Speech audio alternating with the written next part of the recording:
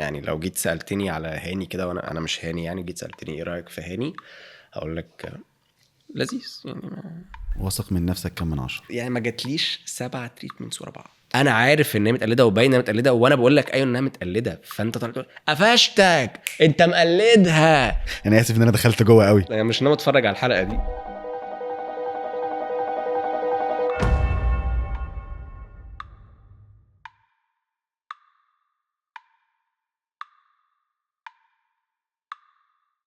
ازيك؟ عامل ايه؟ الاخبار؟ انا كله زي الفل، انت عامل ايه؟ الحمد لله.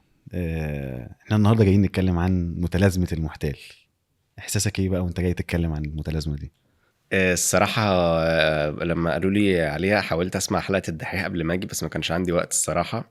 فما ما لحقتش اعرف عنها كتير. فانت غالبا هتعرفني عنها اكتر يعني. انا ما لحقتش اسمع الحلقة قبل ما اجي، قلت لازم اجي مذاكر، بس ما الدنيا ما اسعفتش معايا. ماشي. طب انت ايه السيناريو اللي بتتخيله عن اللحظه اللي بتخاف فيها ان اللي حواليك يكتشفوك؟ امم رحنا بعيد. ده سؤال من من الحاجات جوه. من الحاجات اللي جوه دي الواحد هيتفضح ما هو دي المتلازمه. يا نهار اسود، الكلام بيطير حتى من دماغي. انت سألت سؤال تقريبا عمل بوظ حاجة في الموضوع. خلاص الحمد لله اخدت لقب مخرج. امتى بقى تاخد لقب مخرج مميز، لقب مخرج شاطر؟ فانا بصنف نفسي دلوقتي عن ان انا الحمد لله لسه واخد اللقب، حاطه جنب اسمي مخرج. انا بس مش مخرج مميز او مخرج شاطر. يعني لو جيت سألتني على هاني كده وانا مش هاني، يعني جيت سألتني ايه رأيك في هاني، هقول لك لذيذ يعني حلو، يعني شغال يعني. بس مش هقول لك ان هو مخرج جامد يعني، او مخرج مميز او مخرج شاطر. قشطه لذيذ. فايه السيناريو طيب اللي بيجي يدور في مخك، او بتتخيل المشهد عامل ازاي لما آه، خايف كده الناس ايه؟ على فكرة ده مش مخرج. بيجيلك كده الصوت ده جواك؟ ساعات بتجيلي لما تخش في experience هي جديدة عليك. مثلا يعني مثلا ممكن تخش تعمل إعلان في دولة مثلا عربية معينة، فأنت مش لاقط مثلا نوعية اللبس بتاعتهم، مثلا الشماغ آه، تفصيلته عاملة ازاي، ليه حطة معينة. فانت ممكن تكون بتصور ويجي الكلاينت يعترض عليها، فانت المفروض كمخرج انت مسؤول عن كل التفاصيل، فانت ازاي التفصيلة دي فاتت عليك، فانت مش مؤهل كفاية انك انت تقف هنا، انك انت تليد بروجكت لدولة عربية زي دي، وما انتش عارف الحطة بتاعت الشماغ والعجال ازاي، او بتختلف بقى اسمها، في ناس الشماغ في غطرة فانت مش مؤهل كفاية انك انت تعمل حاجة زي كده. او مثلا تكون بتعمل حاجة مثلا من المرات اللي كنت عامل مثلا فيها اعلان بلبن، كانت اول مرة اخرج حاجة فيها كريوجرافي وفيها رقص وكده، حتى ما عملتهاش وانا وان مان كرو. فحسيت ان انا مش مؤهل كفاية ان انا اعمل ده. بتحس باحباط وبتحس بحاجه كده، بس بتحاول تجمع قواك كده وتقول طيب خلاص انا عندي مشكله، انا فعلا مش مؤهل، انا فعلا مش كويس، بس لازم نحل الموقف ده. فيلا نذاكر دلوقتي، معانا وقت اهو ان احنا نذاكر علشان نحل الموضوع ده ونبقى شاطرين. يعني الشاطر اللي هو بيعرف يعمل ده هو اتعلمه لما قعد يذاكره. يلا نفتح مثلا شغل مخرج مثلا معين هو شاطر جدا في حتة الكريوجرافي وفي الرقص وكده، وتعالى نتفرج عليه ونشوف مثلا هو بيعمل حاجة دي ازاي ونبتدي نتعلمها. فبتيجي اللي هي المتلازمة دي، اللي هو انت مش مؤهل انك انت تخرج بروجكت زي ده، بس بتحاول تسيطر عليها، اللي هو طب يلا نلحق نقعد نذاكر، معانا شوية وقت كده ان شاء الله نلحق نذاكر ونلم الدنيا فيه وتعدي. فده بيحصل كتير، وبالذات بيحصل مع المخرجين، لان المخرج هو مسؤول عن جميع العناصر. فمثلا ما اعتقدش بتحصل لمديرين تصوير كتير، لان هو مسؤول عن، طبعا أنا ممكن يسمع اي مدير تصوير يسمع كمان بدا يشتمني ويقول لي لا طبعا انت بتاع، بس انا اقصد ان هو مسؤول عن كاميرا واضاءه. انت كمخرج انت مسؤول عن كل حاجه، يعني انت مسؤول عن الاضاءه، مسؤول عن الكاميرا، مسؤول عن الديكور، مسؤول عن الملابس، مسؤول عن البرودكشن، مسؤول عن التمثيل، ومسؤول عن الالوان، ومسؤول عن المونتاج، ومسؤول عن الساوند ديزاين، مسؤول عن الاغنيه، مسؤول عن الكرييتيف، مسؤول عن كل حاجه. يعني انت ساعه ما البروجكت بيطلع وحش، هي بتلبس في اللي هو في وش المدفع. لو البروجكت طلع حلو الكريدت بيتوزع على الكل. يعني بتقول لك والله بس مدير التصوير هنا عمل معاك شغل كويس، بس لو خيشت مدير التصوير كويس بس هو المخرج اللي ما كانش كويس. فهي الشخص اللي في الوش، عارف انت زي مدرب الكوره كده، فاهم؟ مثلا المنتخب ولا فريق الزمالك ما عملش حاجه كويسه ولا المنتخب، اول حد بيتغير هو المدرب. ف يعني هو اللي في الوش، او هو تقريبا اسهل حد اللي يجيب عليه اللوم، يعني عشان التانيين 22 لعيب غالبا، فانا مش هنعرف نوزع اللوم على مين، فهدف المدرب على طول. فانت بس انت بشكل او باخر انت كمخرج فعلا مسؤول عن البروجكت كله. يعني لو البروجكت طلع فيه مشكله في المونتاج فانت المسؤول عنه، لو البروجكت طلع فيه مشكله في البرودكشن فانت برضو المسؤول عنه. فانت بشكل او باخر انت مسؤول عن كل التفاصيل اللي في البروجكت. فبتلاقي نفسك عندك شورتج او نقص في علم كتير في بعض العناصر. في الساوند ديزاين مثلا، هو بيشتغل مثلا على سوفت وير مثلا زي برو تولز مثلا، انت مش اوير بالسوفت وير ده، فانت قاعد جنبه ما انتش عارف توجهه قوي، او مش عارف، فتحس او مثلا ممكن تسمع مثلا واحد تاني بيتكلم على مخرج فيقول لك لا ده في الساوند ديزاين وسع له، ده في الساوند ديزاين ما جاش منه اتنين، فتقول هو مخرج بجد، انا مخرج على الله، انا جاي كده بالغلط. ف... فعند المخرجين هتلاقيها زياده قوي، انه مسؤول عن اقسام كتيره قوي وهو اكيد مش ملم بيها كلها. طب انت قلت في النص ان انت لما كان مثلا جالك حته ان كان في اعلان كان في رقص فانت اخدت وقت تذاكر. اه بس المشكله بقى لو انت في الموقف نفسه، يعني انت دلوقتي احنا في الموقف في اللوكيشن وفي تصوير ويلا بينا، وحصل حاجه الناس بتسالك عليها انت ما تعرفش عنها معلومه، ايه التركايه بقى اللي بتعملها لنفسك؟ مش ان انت ترد، ان انت جوه نفسك تعدي اليوم. بص، شغل المخرج الحقيقي احنا لو هنتكلم على المخرج، فانا هتكلم على شغلانتي انا. شغل المخرج الحقيقي هو بيتعمل في البيت. يعني الاخراج بجد هو في التريتمنت اللي بتتعمل في البيت، احنا بنيجي ننفذ بس اللي احنا اشتغلنا. انما شغل بجد المخرج بجد الكور هو بيعمله لوحده في البيت من غير ما اي حد يشوفه. فانت بتحاول على قد ما تقدر تكون ملم بالموضوع، وعشان كده انا بعمل فيلم تيست اللي هو دايما بصوره بالموبايل قبل الموضوع، فبيخليني شايف كل حاجة، عارف كل حاجة.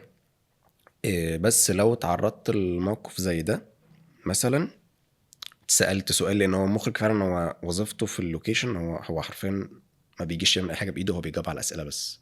هنحط الكاميرا فين يا استاذ؟ نركب عدسه ايه؟ حركه الكاميرا عامله ازاي؟ تلبس ده ولا ده؟ الديكور نحط دي الشجره دي ولا السجاده دي ولا. فانت بتبقى رايح المفروض مذاكر قوي عشان تقدر تجاوب على كم الاسئله. انت بجد حرفيا انت ما بتروحش تعمل حاجه انك انت بتجاوب على اسئله كتيره جدا. تمام. والموضوع بيبقى صعوبته على حسب انت مذاكر كويس هتعرف تجاوب على الاسئله دي. نيجي بقى لسؤالك بقى اللي هو بتاع لو انت اتسالت سؤال ما انتش محضر له. شبه مثلا انت طالب عربيه، تمام، للشط، عايزها اس يو في ولا سيدان؟ يعني ما جاتش في دماغي الصراحه انا بطلبها، يعني عادي ممكن يعني تمشي الاتنين. فيا اما تبتدي تتحايل على الموقف تقول له طب بص انا بس في ايدي دي دلوقتي، اديني بس 3 دقايق وهجيلك. يا اما مثلا ممكن تحاول تلجأ لحد خبره اكتر منك، ممكن يكون الفيرست اي دي اللي بيشتغل معاك خبره اكتر منك. يعني اوساكا الفيرست اي دي اللي بيشتغل معايا هو بيشتغل في حته احنا عادي في سن بعض، بس انا قعدت فتره في حياتي كبيره بشتغل وان مان كرو مش مخرج. هو لا، من بدايه حياته هو بيشتغل مساعد، فهو اتربى في لوكيشنز اكتر مني. فانا لما بتبقى في حاجات زي كده بلجأ له. هو بيبقى عنده نولج اكتر مني مثلا في حاجه تكنيكال زي كده مثلا، اللي هو مثلا حطة العربيه مثلا عشان الكاميرا تتحط على العربيه فنقدر ناخد بيها شوت، فهنستخدم حطه بتبقى اسمها حطه العربيه. فانا الانتاج ممكن يقول لك هاني بس احنا الوقت عندنا مضغوط في اليوم، فلو جينا نحط حطة العربيه دي تاخد مننا وقت كتير، فما كان في شوت تاني ما تيجي مش عارف ايه. طيب سيبيني كده طيب شويه، فاكلم مثلا فيرست اي دي اللي معايا هي الحطه دي بتاخد وقت قد ايه، انا ما حطيتهاش قبل كده مثلا. فهو مثلا يقول لك والله هي بتتحط في ساعه الا ربع، بس ما تقلقش انا هظبطها علشان هخليها الشوط ده قبل ده في ده، فانت هتيجي يا دوب الكاميرا هتيجي من هنا تتنقل تتركب هنا، فمش تاخد وقت. فانت بتحاول تهرب منها كده بشويه، بس انت معاك تولز مأمن بيها نفسك زي الفيرست اي دي، ان هو عنده نولج مثلا اكتر منك مثلا.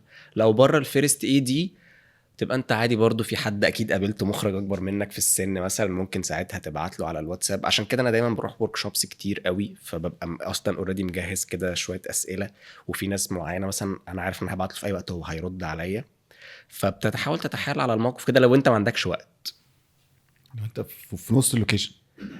اه لو في وسط اللوكيشن بقى، ما افتكرش في مره ان انا ضربت واحده كده على الله خالص يعني من غير تحضير خالص، الا لو حاجه مش يعني مثلا ممكن يجي يسالوك مثلا الستايلز يقولوا نلبسها مثلا البنطلون ده ولا البنطلون ده، فانا فعلا ساعات ما ببقاش عارف يعني، مش عارف مين احلى فعلا البنطلون ده ولا البنطلون. فممكن اجيب السكند اي دي مثلا انجي بتلبس حلو وبتفهم، فبقول لها انجي رايك في البنطلون ده ولا البنطلون ده، لو سؤال بس في حاجه صغيره. لو حاجه كبيره غالبا لازم نكون محضر لازم لها تكون يعني. محضر لها. يعني لو رحت حاجه كبيره مش محضر لها تبقى عندك تبقى مشكله. مشكله عندك. عندك طب انت مشكله. هل في مره كده حسيت ان انت زهقت من ان انت لابس دايما القناع بتاع انا عارف كل حاجه، انا لازم ارد على انت كل لازم حاجه؟ تفضل لابسه، انت لو قلعته اصلا هتقلع في اللوكيشن. هو لازم. لازم تفضل هو لابسه لازم. حتى لو هو مش معاك، لازم تعمل نفسك ان انت لابسه.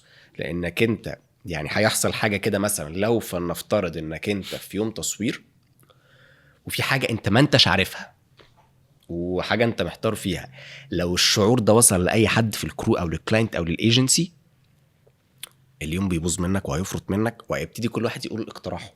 طب ما نعمل كذا، طب ما نعمل كذا، طب ما نعمل كذا، وهتلاقي في اصوات بقى كتير عماله بتتعالى كده يمين وشمال، وانت فجاه صوتك ابتدى يبعد وترجع لورا، وانت بتفقد السيطره على الموضوع. فلازم ده حتى لو انت مش عارفها لازم تاكد انك انت عارفها.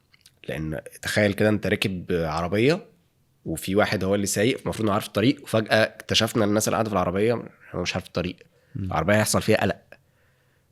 هو ممكن يحاول يأكت ان هو عارف لحد بس ما يعرف، علشان لو ده الشعور ده وصل للكرو اليوم ده هيبهوأ يعني. هو احنا بس عايزين نفرق ما بين اللي هو لازم وما بين احساسك. لازم كلنا عارفين ان انت لازم تكمل بالوش ده، بس هل انت جاتلك بقى فتره ان انت حسيت كده اللي هو ايه، انا في نص اللوكيشن انا من جوايا ما بانش عليك بس انا من جوايا انا زهقت، انا تعبت من الماسك اللي انا لابسه ومن كميه الاسئله؟ بص to be honest ما بتحصليش في اللوكيشن، بتحصل لي وانا في البيت بحضر للتريتمنت اللي هو شغل المخرج الحقيقي اوكي. اللي ما بيبانش لحد. بتيجي تريتمنتس صعبه، بتيجي كرييتيفز مثلا انت ما انتش عارف تحله ازاي، والدنيا مزنوقه لاي عناصر، فاللي انت بتتكلم عليه ده كله هو بيحصل بس في البيت، وقت تحضير التريتمنت كل اللي انت بتقوله ده بيحصل. انما في اللوكيشن لا، ما يعني الحمد لله ما حصلتليش، لاني ببقى يعني الحمد لله يعني بنحاول نروح مذاكرين على قد ما نقدر، فما يحصلش ده. يعني ما ينفعش ما بروحش وانا في حاجه سايبها على الله اللي هو ان شاء الله هتظبط. يعني ما بنبقى رايحين اللي هو كل حاجه ان شاء الله كل حاجه متاكدين. محفوظه وكل انما حاجه كل اللي انت بتقوله ده متجربه. بيحصل مم. بس ده في البيت وانا بحضر. فجالك احساس الزهق ده واللي هو خلاص طبعا. ومش عايز ممكن تبقى حاسس ان انت مش عايز تعمل كريتيف ده؟ واكبر مني وانا امكانياتي من ان انا ما معملوش، بس لازم كده تروح جاي اللي هو ايه مشمر كده انت فاهم، او يعني لو هختص وتيجي زي ما تيجي، بس هجتهد واجيب اخري فيها يعني. دي عملتها كتير يعني. اول اعلان لما جيت اعمله او بلبن، يعني بلبن ده بالذات بالنسبه لي عشان هو كان ساعتها كنت بصمم ملابس، كنت اول مره اصمم ملابس، كنت اصمم رقصات، اول مره اصمم رقصات، كان كله بنا، كنت اول مره ابني، وكنت ماسكينه برودكشن، كنا اول مره نمسك برودكشن، فكانت في حاجات كتيره قوي اول مره نعملها، وكان يعتبر كمان الكرييتيف انا اللي عامله. كنت انا وكان طبعا معايا كريم رحت جاي رامي عليه الحته البرودكشن دي، قلت له بص انت هتمسك انت الحته الانتاج دي، او ما قلتلوش، هي وزعت نفسها بنفسها فاهم يعني. هو راح جاي هو دماغه حلو، انا همسك انا الانتاج والفلوس وبتاع، وراح جاي ماسك الحته دي. كنت انا بتابع معاه من بعيد، بس انا مش فايق مش فايق قاعد اشوف بقى البانثر جيب كام والفري فلاي اوبريتور هياخد كام والمش عارف ايه والتصاريح والتأمين بتاع مدينة الانتاج شيل انت الليلة دي كلها وانا خليني بقى في الملابس بقى والدرس هيبقى مفتوح من هنا ولا من هنا والياقة دي معمولة دايرة ولا سامبوكسة والتفاصيل دي كلها. مثلا كل الاحاسيس دي حسيت دي مثلا في اكتر بروجكت كده كان بلبن، بس كلها في البيت، كلها في التحضير. وبعد ما خلص حسيت ان لحقت تحس باحساس اللي هو ايه النجاح، ولا اللي هو خلص يلا بينا على اللي بعديه؟ الاعلان ده كان عاجبني لحد ما كنت في الكولرنج، لحد ما كنت في الكالرينج. يعني ما تنزلش قلت الاعلان اللي مش حلو ده. يعني كان عاجبني طول ما انا في التصوير، طول ما انا في المونتاج، وحسيت ان انا عامل حاجه جامده. بعد كده وانا في الكولرنج ايه البروجكت ده. وبعد ما نزل كمل الاحساس معاك برضو؟ كمل عادي. فانت ما لحقتش تحس بان انت يعني حسيت بيه اللي هو مثلا يوم التصوير والمونتاج. خلاص راح في الكولرنج قلت ايه البروجكت يعني انا ما بحبش اعلاناتي عموما، يعني انا ما بشوفش اعلاناتي حلوه ما بتحبش اعلاناتك ولا بشوفها حلوه. طب الناس بقى لما بتيجي تقول لك والله لا ده كان حلو، وتيجي تديك كده فاهم مديح لذيذ يعني والله بقول له الله يخليك، ده والله توفيق ربنا. بس انت بتبقاش قادر اصل مفيش حد يجي يقول لك اعلان وحش. يعني بركز اكتر مع اللي بيقول لي وحش، بس بحاول اعرف هو بيقول لي بس وحش ليه، يعني احاول اخد فعلا بجد الفيدباك بتاعه ده، شوف بجد هو بيقول اي كلام ولا عشان في ناس بتقول اي كلام، في ناس فعلا بتقول بجد حاجه. فانت بتاخد الكلام بتحاول تفلتره، تشوف ايه اللي حلو بتسيبه والوحش بتخرجه. يعني ده بيهبد ولا بيقول بجد حاجه. بيحط عليك بريشر ان انت لما حد يجي يديك يقول لك ده حلو؟ لا يعني الصراحه باخد الكلام اللي هو الله يخليك، ما بقاش قادر تفرق هو فعلا عاجبه ولا بيقول كده عشان هتقابلنا. يعني لما بلاقي مثلا حد ماليش علاقه بيه قوي وداخل باعت لك على الواتساب مخصوص، ممكن تصدقه شويه. انما مثلا لو قابلت واحد في الشارع، او قابلته وكنت بتمنتج فقابلت واحد في يعني او قابلته فقال لك الاعلان ده حلو، بحس اللي هو ماشي يعني اكيد مجامله، يعني اكيد مجامله. بس عموما يعني انا بركز انا على نفسي اكتر، اللي هو مش عاجبني انا اصلا. يعني تمام لو هو عاجبك الله يخليك بتاع، بس هو مش عاجبني انا اصلا. بتعمل ايه بقى لما ما بيعجبكش؟ بتقعد مع ان انت بتقول بحاول ان انت اقعد بتحضر اتفرج كتير عليه واشوف ايه المشاكل اللي فيه. يعني هل مثلا المشكله كانت بتاعتنا في الديكور، فانا المفروض اخد بالي طب احنا كانت ايه مشكلتنا. هو مثلا مهندس الديكور ما عملش سكتش، فانا لازم المره الجايه اطلب سكتش. مشكلتنا في الاضاءه، طب مين يعمل ايه. مشكلتنا في الكرييتيف، طب المفروض نشتغل لما يجي لنا بعد كده كرييتيف حلو زي ما الكرييتيف اللي جه بس ما كانش فيه بادجت، خلاص ساعتها مش هنركز في البادجت لان احنا محتاجين في الفتره دي كرييتيفز كويسه عشان البتاع يتزق. فتبتدي كده تقعد تحلله وتقعد تتكلم فيه مع ناس هو المشكله فين، هو ليه انا حاسس ان هو الاعلان فقير. يعني مثلا من ضمن الحاجات مثلا اللي كنت بس في الحته الوان مان كرو متبقاش فاهم ليه البروجكت طالع فقير. فتبتدي تقعد تحلل بقى تفهم مثلا عشان الحيطه بيضه، عشان الحيطه معلهاش ديكور، هو ليه الكاميرا معايا مش مطلعه اللوك بتاع السينما مثلا. فتبتدي تلاقي عشان انت بتعلي الشطر فما فيش موشن بلاير فحركه الكاميرا. فتبتدي تقعد بقى ايه تركز تتفرج عليه كتير كده عشان تفهم بس المشاكل فين وتحاول تعالجها. بس عموما يعني لما بتفرج على اعلانات انا بقول لك انا ما بتعجبنيش. يعني تقريبا في اعلان واحد بس اللي بحبه عملته، مين؟ اعلان اسمه ازيموت كده، هو ده الاعلان اللي بستلذه. يعني اشمعنى؟ ما اعرفش، هو حسيت ان في العناصر فيه ظابطه، تصوير اضاءه بتاع. بقيت كل البروجكتس بيبقى فيه عنصر عاده خيش وانت اللي شايفه فبيقفلك من الاعلان كله. يعني هو العنصر ده خيش فمبوظ هي الحاجه لو ما طلعتش بيرفكت ما بيعكنن عليك الباقي. انت ما بتعرفش، ما بتفتحه بعد كده بتشوفش غير المشكله دي، تشوف فبالنسبه المشكله لك خلاص فخلاص انا هي دي المشكله انا شايفها فهو فهي ده كفايه. البروجكت الوحيد اللي انا خلصته كده وحسيت ان كانت كل حاجه فينا تمام، ما فيش حاجه فيه مضايقاني. اوكي. هو بروجكت واحد بس. طب ده في اخر سنتين ونص بالساعات كده بيجي لك احساس ان انا عايز ارجع وان مان كرو تاني؟ احساس الوان مان كرو، ما حدش معايا ومحدش بيسالني وملمومه وبلم مشاكلي بقيت حاجتي هخلص دنيتي حد شاف عيوبي. لا انا بس بيعجبني بس في الوان مان كرو حاجه اللي بشتاق لها، فكره انك لما بتشتغل بتاخد فلوس. في الاخراج انت ممكن تشتغل وما تاخدش فلوس، بتقعد تعمل عادي، تخش بيتشات، تخش بيتش وتقعد تعمل تريتمنت، تاخد منك مجهود كبير جدا اصلا. يعني انا من وجهة نظري انا، يعني هو مجهود المخرج كله 80% من مجهوده في التريتمنت. فانت حرفيا كأن مثلا كده مونتير مثلا بروح اقول له بص خد البروجكت ده منتجه وهديلي 2 كمان، واللي يظبط يعجبني فيكو هاخده وهحاسبه، الباقي لا. فهو دي البيتشنج، انك تخش وتبيتش قصاد كذا مخرج تاني، ودي موجوده في العالم كله، موجوده في اي دوله. دي اللي مرهقه وبتضايقني شويه. بفتقد بقى في حته الوان مان كرو، اللي هو الله فين ايام ما كنا لازم بدل اشتغلنا ونزلنا لازم ناخد فلوس. انت شكلك عندك مشكله تلم فلوسك من الماركت. مشكله اي فريلانسر مشكله اي فريلانسر فعلا. طب انت يعني لما بتعمل بقى البيتشنج وبتعمل التريتمنتس والحاجات دي كلها، ربنا ما يشاءش ان انت تاخد بيحصل التريتمنت بقى ده، كل اللي انت قلت عليه بيحصل بقى بقى. متلازمه المحتال ده، انا محتال جديد. فايه بقى الصوت اللي بيجي لك؟ يعني انت في حاجه كده في مخك بتقعد تزن عليك تقول يعني لك في ايه؟ مره قبل كده خسرت، او مش خسر يعني، ما جاتليش 7 تريتمنتس ورا بعض. اوكي. يعني عملت 7، كانوا اسبوعين كده حرفيا، بخلص تريتمنت تخش في تريتمنت، خلص تريتمنت تخش في تريتمنت، كل واحده بتاخد مني من يومين ل3. اوكي. كانوا جم كده شغلانات كتير ورا بعض، تك تك تك تك تك تك، حرفيا قعدت في البيت اسبوعين ما بعملش حاجه غير ان انا دماغي دي كانت بتسخن. انا شات جي بي تي انا مشترك عليه. تمام. انا فاكر في لحظه جه قال لي وقع كده، انا محتاج اخد بريك عشان اعرف اشتغل تاني. شات جي بي تي بجد طلع، وانا مشترك، انا مش ببلاش يعني، مشترك فيه. اوكي. المفروض ان هو مشترك ما يطلعليش حاجه زي كده. ما كانش قادر يجنريت صور تاني. قال لي لا محتاج تقعد مش عارف نص ساعه، ساعه الا ربع حاجه كده، علشان اقدر جنريت صور تاني، من كتر ما كان ضغط ضغط تك تك تك تك تك. قعدت ادعي والله ساعتها يا رب نفسي تريتمنت واحده فيهم تظبط، علشان ما بطلش الشغلانه فعلا وارجع وان مان كرو. لان فعلا بجد حسيت اكتر لحظه في الوقت ده اللي حسيت بيها متلازمه المحتال، اللي هو واضح ان هي فعلا كانت اكتشفوني. كام مره ظبطت وخلاص. ده مش احنا رجعنا للبتاع، الحمد لله ربنا استجاب دعائي، واحده من ال7 ظبطوا. اوكي.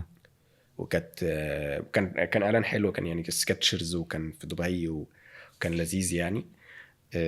ف دي اكتر وقت فعلا حسيت فيه بالبتاع ده، اللي هو اسبوعين انت بتشتغل ولا حد فيهم راضي تظبط، لاي سبب بقى من الاسباب بقى، بره جواك اي سبب ما بتظبطش وخلاص. هل حصل انك انت لما جالك الاحساس بتاع اللي هو ايه هي متلازمه المحتال، ان انت في مشروع او بروجكت اجلته، حاجه بيرسونال بتاعتك انت او حاجه انت حاسس ان انت عايز تعملها؟ to be honest ما عملتش بروجكتس كتير لنفسي عشان الصراحة يعني اقول لك، يعني اخر بس بروجكت نفسك عملته at لنفسي least. كان نحتاية. كان بروجكت اسمه نحتاية. اوكي. كان 6 حلقات كده كوميدي، كنت انا كاتبهم وبتاع، وبرضه كان يعني اشتغل معايا فيها كذا حد، اشتغل معايا فيها واحد صاحبي كريتيف اسمه ابراهيم سيف، كتب معايا الحلقات دي واشتغلنا عليها يعني. كنت انا جايب الكونسبت كده والفكرة، وهو قاعد ظبطها لي. يعني بس عشان كنا احنا متفقين على عناصر كتيرة يعني، برضو دي من ازمات البرودكشن، ان انت لما دام اتفقت على يوم تصوير مش سهل خالص انك انت تغيره، لانك انت اتفقت مع عناصر كتيرة قوي، والناس دي فضت نفسها في اليوم ده وما كانوش واخدين فلوس. انت اصلا مش هتعرف تجمع الناس دي تاني تكون فاضية في اليوم ده، واكيد جالهم شغل ورفضوه. فعشان كده كنا عايزين نأجل، فقعدنا ضغطنا على نفسنا وسهرنا كذا يوم علشان نقدر نعمل الموضوع ده. بس يعني إجابة على سؤالك، ما عملتش أنا personal projects أو passion projects كتير. هو كان محتاج، ده كان أكتر project نفسي أعمله. نفسك تعمله بس لحد دلوقتي ما اتعملش ولا لا اتعمل. اتعمل. طب في ايه بقى بروجكتس تانية او انت اجلته بقالك قد ايه؟ يعني انت قعدت قد ايه تحضر فيه لحد ما ده تنفذه؟ سؤال حلو. قعدت الفكرة في دماغي كتير ومش راضيين ناخد خطوة. كنت أنا قلت عليها الكريم والعوضي، عوضي صاحبنا بروديوسر، وكريم طبعا مدير التصوير، قلت لهم على الفكرة وقالوا لي حلوة قوي وعمالين نأجلها. فرحت جاي محدد ميعاد التصوير وأنا مش كاتب سكريبت. اوكي. انا عارف نفسي ديدلاين، حط ديدلاين هتشتغل. فرحت جاي محدد ميعاد التصوير واتفقت مع الناس يلا يا جماعه في فكره في دماغي 2 3، وانا مش كاتب سكريبت اصلا. بس انا قلت لو فضلت اجل مش هتتعمل. فيلا بقى ايه عارف انت اللي هو ايه، نقلع ونرمي نفسنا في البحر وهنوصل ان شاء الله. وهنوصل ان شاء هندعي ان الله. شاء الله وفاهم، وهنحاول نتعلم معاهم تحت وهترزق يعني. وبالفعل عملنا كده. طب انت فكره الاكسبكتيشنز، الناس بتقعد تكسبكت منك حاجات وبتاع، بيحط عليك اي نوع من انواع البريشر ولا ما بيفرق؟ عندي قلم بكره في الاكسبكتيشنز دي جايه، عشان عملوا معايا 2 بروجكتس قبل كده وبتاع، فجايين برضو بالاكسبكتيشنز دي. في دي طبعا بتحط بريشر جامد. اوكي. وانت فعلا ساعات ممكن يجي لك مثلا كرييتيف اللي هو الكوبي رايتر او الكرييتيف اللي كاتب الكرييتيف، هو عامل الواجب بتاعه قوي، فعامل حاطط كل حاجه، حاطط اللوكيشنز وحاطط الشكل الكاست وحاطط، يعني ساعات ايجنسيز بتبعت لك الكرييتيفز تبقى دي تريتمنت. فانت اللي هو طب اخش اضيف ايه؟ انتوا مش عارف، مش سايبين مسمار يتحط. هم مختارين الكاست، مختارين حركه الكاميرا، عاملين ستوري بورد، كاتبين الكرييتيف، مختارين التون اوف فويس، مختارين شكل المزيكا، عاملين كل حاجه كانها تريتمنت. فانت اللي هو ما تبقاش عارف، هو انا مش قادر احط دي. ساعتها بيجيلك السؤال ده، وانا على الله هو انا ليه مش قادر اعمل تريتمنت؟ هو هم عاملين كل حاجه، ولا انا اللي مش عارف احط حاجه؟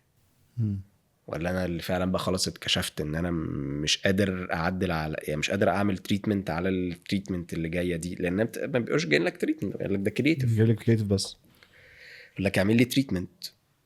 ففي مره حصلت لي، وكان بروجكت في دبي، كان جاي لي كرييتيف تريتمنت مش كرييتيف. هو بجد عشان انا اضيف اي تفصيله فيه هو محتاج انا هغير، يعني هو المفروض التريتمنت انت بتاخدها وبتبني عليها وتزود تفاصيل من وجهة نظرك ازاي هتطلعه. هو ما فيش خرم متساب، هو انا لو ضفت اي تفصيله انا هغير في التفاصيل اللي انتوا عاملينها، لان انتوا مش سايبين تفصيله ما اتحطتش. فجاي كومنت من الايجنسي ان هاني ما ضافش حاجه في التريتمنت بتاعته. فالبرودكشن هو بيكلمني، قلت له فعلا انا فعلا ما ضفتش حاجه. اضيف ايه؟ هم سايبين حاجه تضاف. هم مختارين حركه الكاميرا بنوع الكاميرا، بالعدسات، بوايد ولا كلوز، هم عاملين كل حاجه. فساعتها بتجيلك برضو الحته دي اللي هو عملت البروجكت؟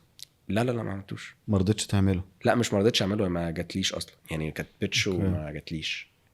أوكي. بس ساعتها بتجيلك اللي هي المتلازمه اكيد في مخرج تاني افضل مني واحسن مني ودارس احسن مني، اكيد انا مش شخص يعني ان انا عندي enough knowledge ان انا اخرج حاجه زي كده. اكيد لو راحت لحد تاني هيعملها احسن مني، وانا على الله. هل طيب اهلك حاطين عليك اي اكسبكتيشن من وانت صغير ولا ما كانش فيه خالص؟ هو طبعا امي، طبعا انا عيلة امي كلها دكاتره، فهي كانت نفسها ان انا اطلع دكتور زيهم، فكانت الاكسبكتيشنز ان انت تطلع دكتور زيهم. وانا كنت دراسيا اللي هو عادي نص نص يعني انا خريج كليه تجاره، فاللي هو القشطه، لا اللي هو المتفوق ولا اللي هو اللي واقع في النص يعني. فكان دي الاكسبكتيشنز دي كانت بتتحط كتير قوي زمان من اهلي عليا. بس خيبت املهم في الاخر. ما دخلتش كليه الطب، ما دخلتهاش في الاخر. كانت طبعا في الحاجات دي زمان. طب ودلوقتي؟ بص، هو اهلك عموما يعني هم عايزينك مبسوط. يعني انا مثلا بابايا بياخد باله من الحاجات اللي انا بعملها شويه. انا امي اللي هو ايه، مثلا لو جيت كلمتها وقلت لها ماما انا عملت مثلا، جالي بروجكت حلو قوي مثلا في امريكا، بجد يا حبيبي، طب ارجع يلا اعمل لك صينيه لحمه وفاهم بطاطس، فاهم؟ هي ما يعني ما مش انت مبسوط؟ انا تمام. فيعني ما يعني مامتك عايزك تشوفك مبسوط سعيد وخلاص، عشان انت مبسوط تمام، انت تمام. انا فمش هيفرق معاها مثلا ان انت جالك بروجكت كبير او بروجكت صغير. هي مبسوطه بيك دايما؟ انا تمام معاها، مش انت مبسوط انا مبسوط. اوكي. ابويا يعني لا بياخد باله، ممكن بيجي يديني كومنت. بابايا بياخد باله شويه. امي لا طب تعالى يلا بقى معانا في البيت بقى، اعمل لك غدا النهارده بدل ما تاكل من بره. طب ايه حاجه طيب جواك هي عاديه قوي، او الناس لو انت قلت لهم عليها هي عاديه بس انت ما تقدرش تقولها للناس علشان تخاف ان هي تفضحك؟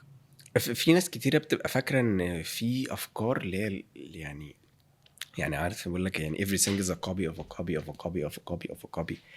في ناس بس عاده بيبقوا بره الاندستري شويه، هم فاكرين انت لما بتطلع مثلا كرييتيف او فكره هي دي توتالي بيور من دماغك، ومفيش حاجه كده. هو انت اي حاجه بتشوفها هي ميكس ما بين افكار كتيره انت شفتها في دماغك، وانت حاولت تاخد مثلا من البروجكت ده مثلا ستايل السينماتوجرافي، خدت من هنا شوت معين، خدت من هنا ستايل الملابس الوردروب، خدت من هنا ستايل الديكور، وابتديت ميكس اب الحاجات دي كلها، فطلعت بيور اون برودكت في الاخر.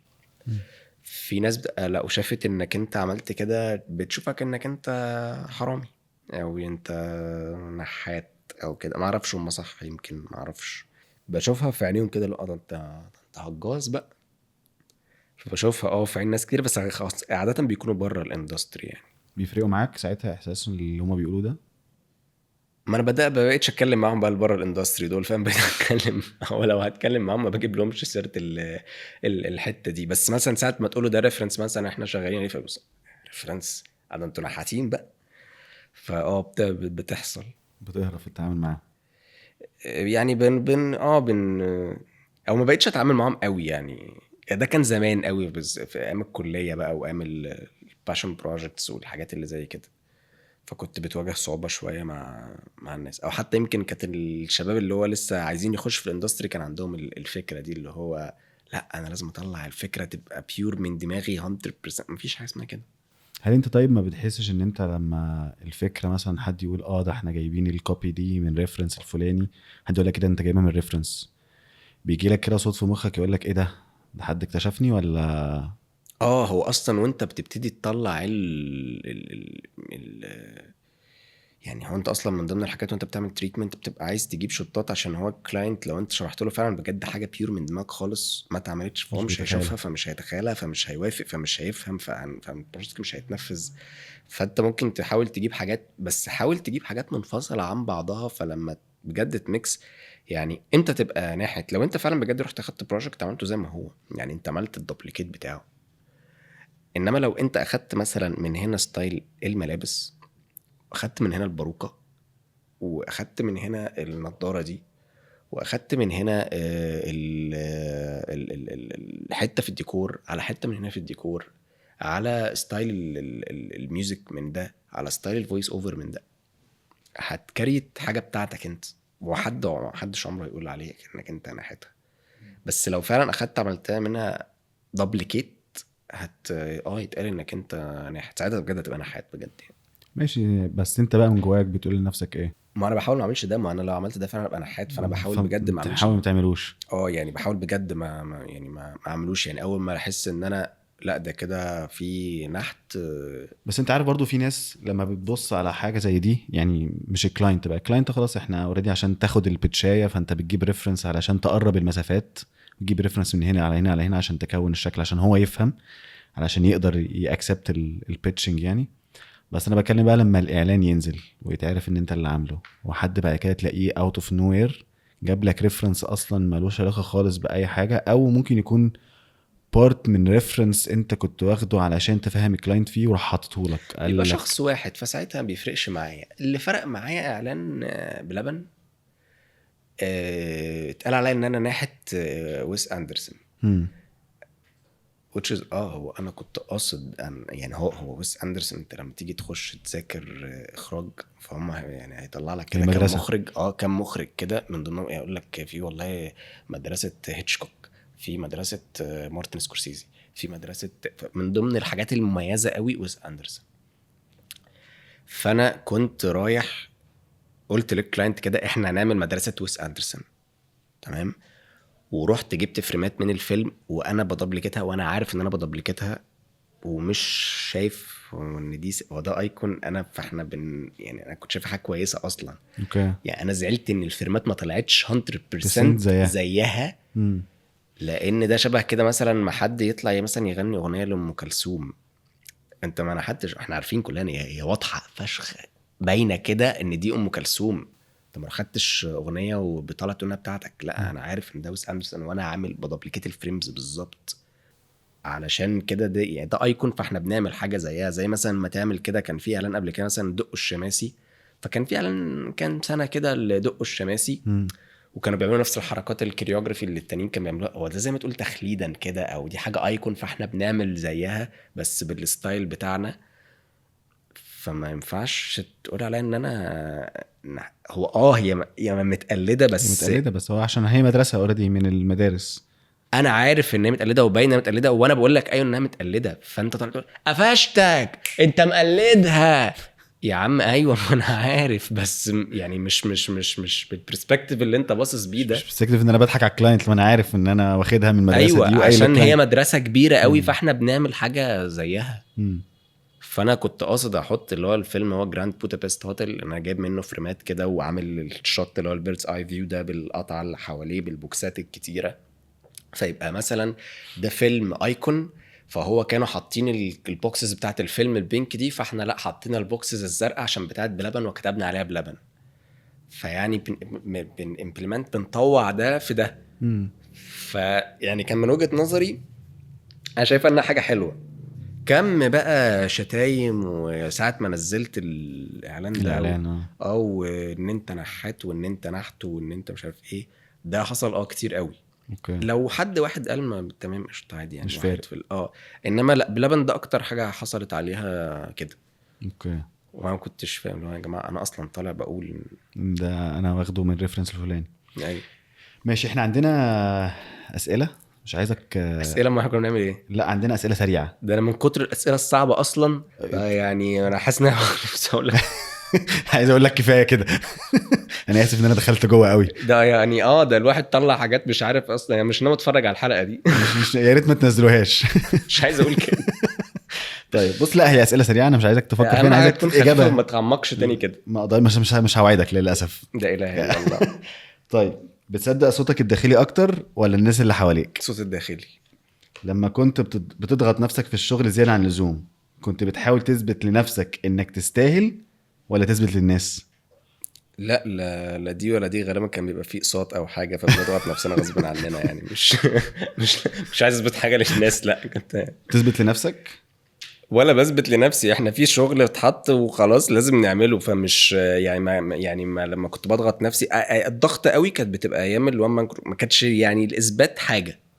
يعني انت بتبذل مثلا بتضغط نفسك علشان انت عايز توصل لحاجه معينه، بس مش اثبات لحاجه. مش اثبات لحاجه. لا. طب انت لما كنت بتذاكر، بتقعد تذاكر او تعمل التريتمنت وتبقى محضر قوي وجاهز قوي والحاجات دي كلها، ده كان اوت اوف ان انت علشان انت تبقى جاهز وواثق من نفسك في اللوكيشن، ولا علشان في اللوكيشن لما حد يسألك تبقى انت جاهز له؟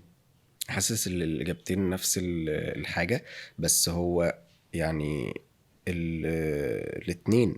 هو لا، او عشان انا اكون عارف كل حاجه يعني، عشان اكون انا هضمه، فبالتالي لما هضمه اي حد هيجي يسالني هيلاقيني عارف. بس الدافع الاساسي ان انا اكون انا فاهم كل حاجه، ان انا اكون هضمه كويس. يعني انت ممكن تروح تبقى مثلا عاده لما بصور مثلا بروح اللوكيشن 3 مرات.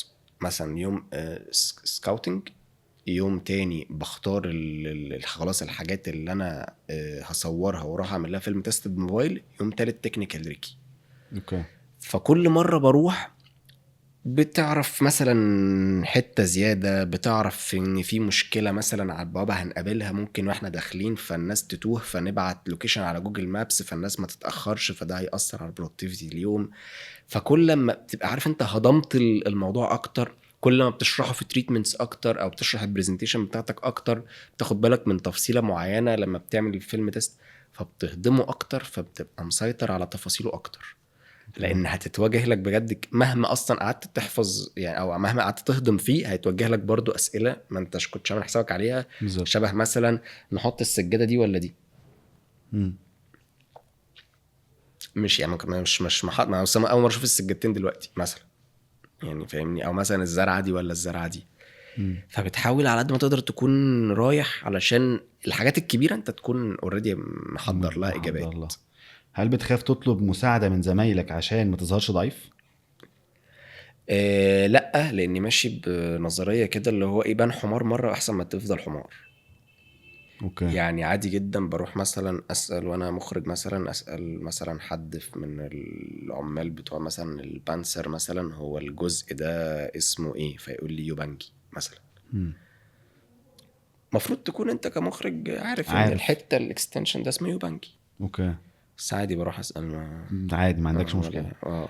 هل بتحس ان كل مدح بيتوجه لك بيزود الضغط عليك؟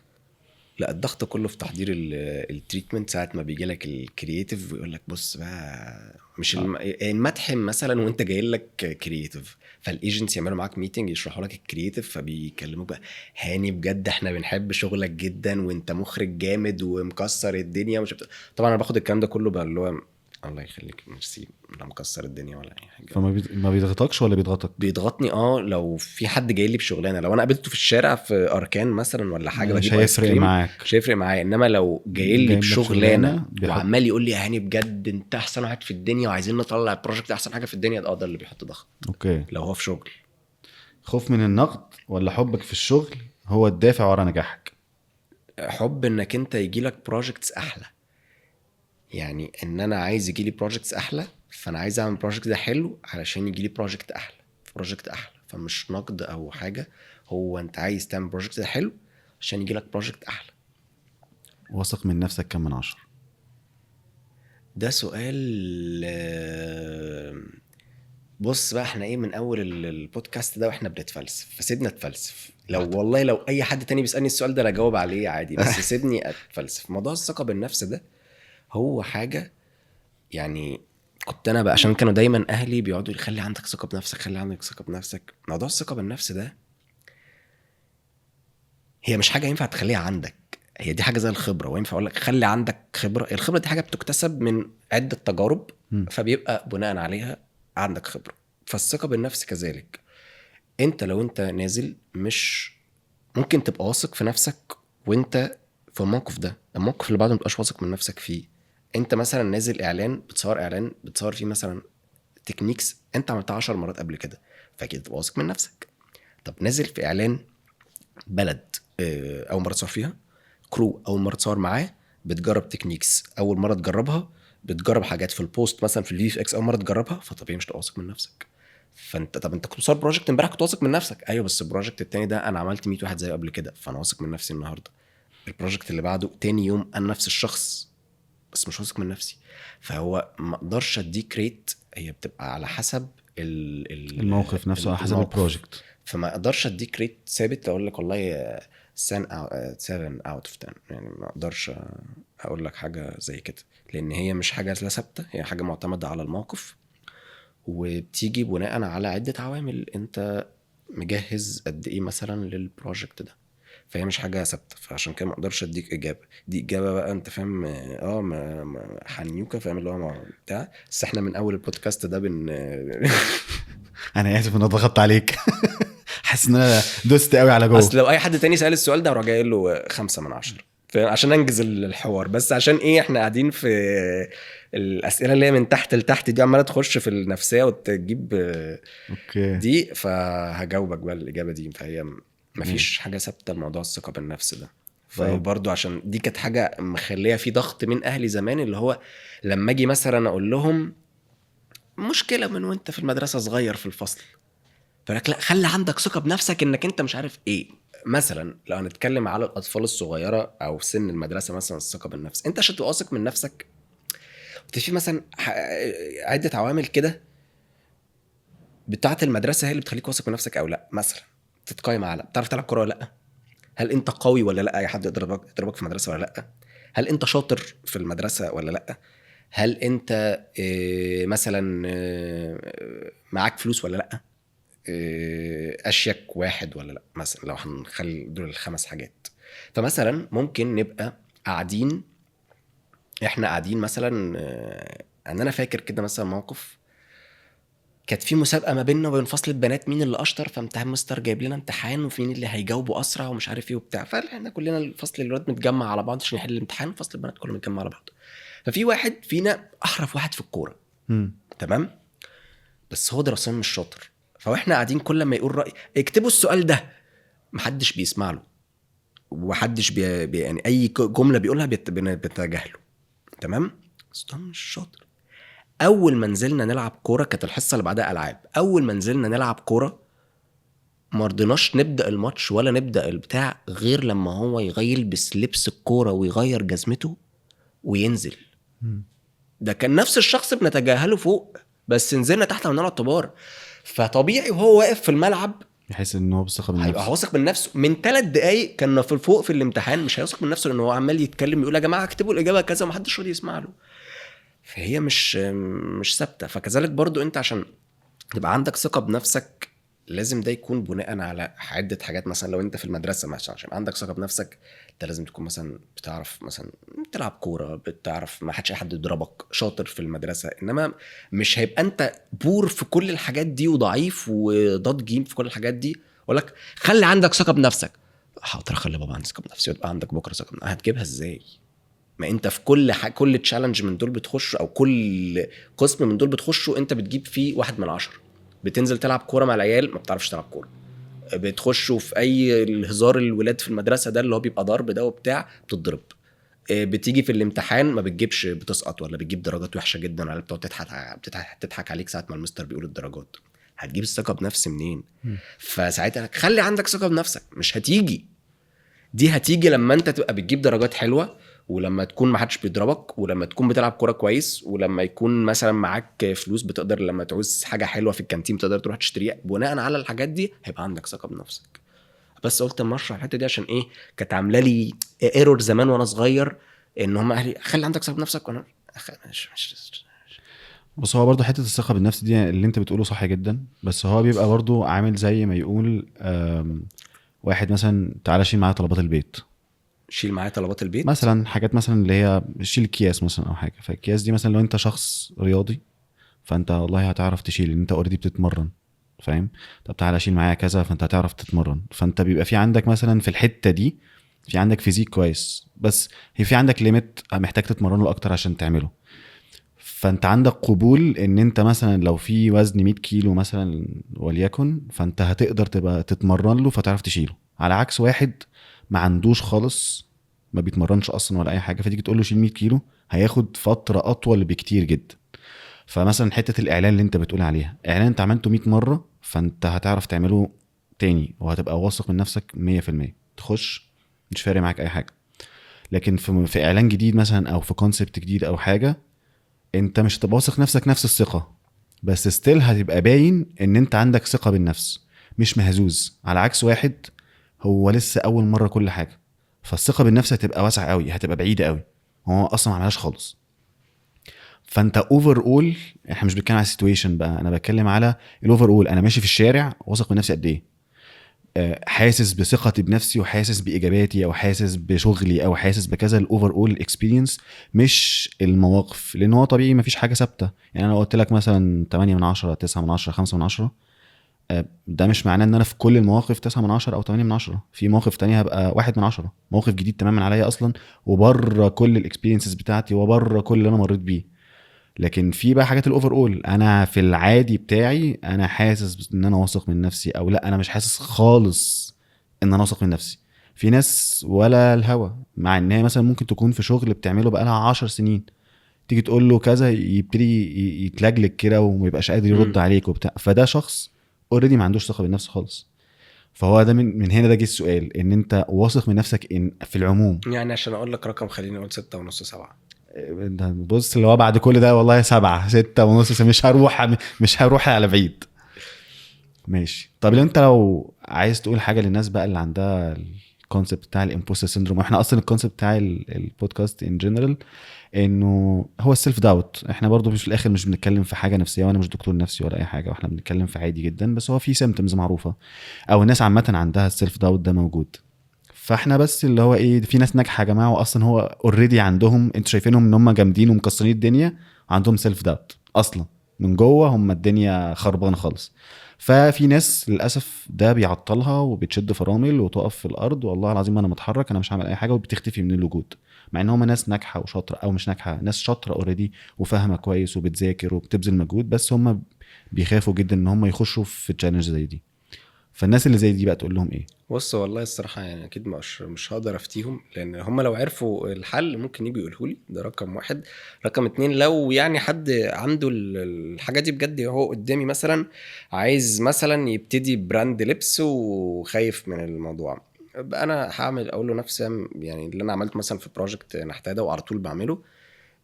تقدر تعمل كذا وابتدي حط اللي هو يعني خد خطوة وحضر بعدين واقعد ذاكر كتير واعمل لنفسك ديدلاين كده. زي ما انا اللي هو البروجكت ده مين نأجل فيه رحت جاي متفق على ميعاد تصوير، يلا يا جماعة هنصور في اليوم ده. معاكم سكريبت؟ معايا، ما تقلقوش. هو السكريبت مش معايا ولا حاجة، ولا انا بجد عارف اكتبه ازاي، بس قعدت بقى ادعبس. فاللي هو زي ما كان احمد ابو زيد كده بيقول لك ورط نفسك. ده الحل اللي انا بستخدمه مع نفسي كتير.